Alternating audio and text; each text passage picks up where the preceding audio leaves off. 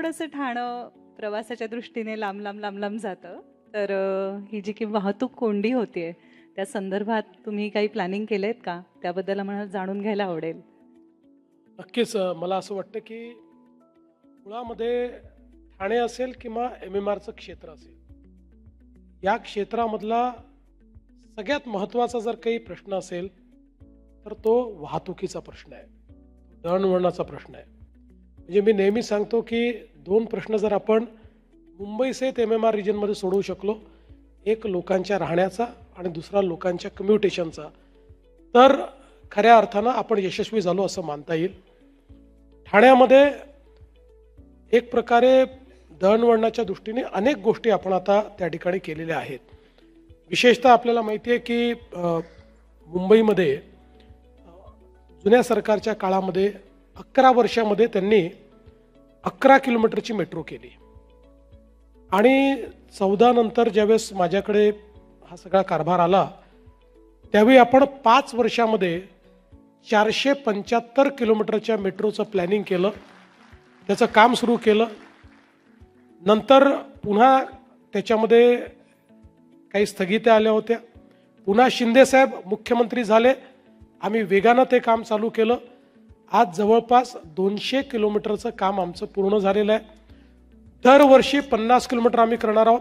हे 475 किलोमीटरपैकी जवळपास 400 किलोमीटर हे 2028च्या शेवटी किंवा 2029पर्यंत आम्ही पूर्ण करू आणि 2030पर्यंत हे सगळं नेटवर्क आम्ही पूर्ण करू. यामध्ये ठाण्याला एक मोठी कनेक्टिव्हिटी आपण दिलेली आहे. ठाण्याला मुंबईकडे कनेक्टिव्हिटी दिली आहे. ठाण्याला कल्याणकडे भिवंडीकडे आपण कनेक्टिव्हिटी दिलेली आहे. आणि त्यासोबत 3, 4, 5 मेट्रो ज्या आहेत त्या सगळ्या मेट्रो या ठाण्याशी आपण कनेक्ट केलेल्या आहेत.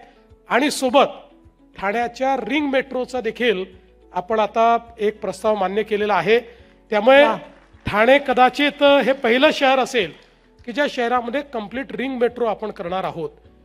आणि नुसतं आपण मेट्रो करून या ठिकाणी थांबलेलो नाही, तर दळणवळणाच्या दृष्टीनं अजून ज्या काही महत्त्वाच्या गोष्टी आहेत त्याच्यामध्ये आपण जी आपली सबर्बन रेल्वे आहे ही अत्यंत महत्त्वाची आहे. लोकल जी आपली लाईफलाईन आहे.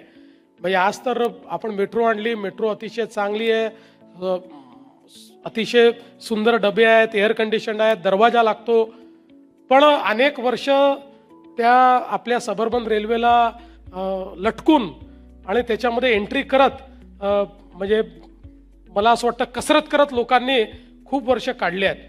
पण आता आपण बघितलं असेल तर गेल्या 10 वर्षात मोदीजींच्या नेतृत्वात या सबर्बन रेल्वेचे प्लॅटफॉर्म्स आपण चांगले केले, त्याची आपण हाईटही वाढवली, त्याची लेंथही वाढवली, स्टेशन्स चांगले केले, एस्केलेटर्स आपण त्या ठिकाणी लावले, स्वच्छता आपण केली. पण तरी देखील लोक असं म्हणायचे की हे सगळं ठीक आहे, पण शेवटी मेट्रोवाल्यांना चांगले डबे आणि आम्हाला असे का? त्यामुळे आता त्याचंही उत्तर आपण शोधून काढलेलं आहे.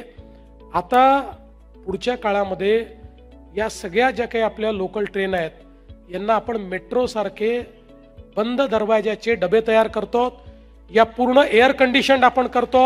वा वा. आणि ठाणेकरांनी याच्यावर टाळ्या वाजवू नये, पुढच्या वाक्यावर टाळ्या वाजवाव्या की हे सगळं केल्यानंतरही एअर कंडिशन्ड लोकल ट्रेन दिल्यावरही सेकंड क्लासचं तिकीट मात्र आता जेवढं आहे तेवढंच आपण ठेवणार आहोत.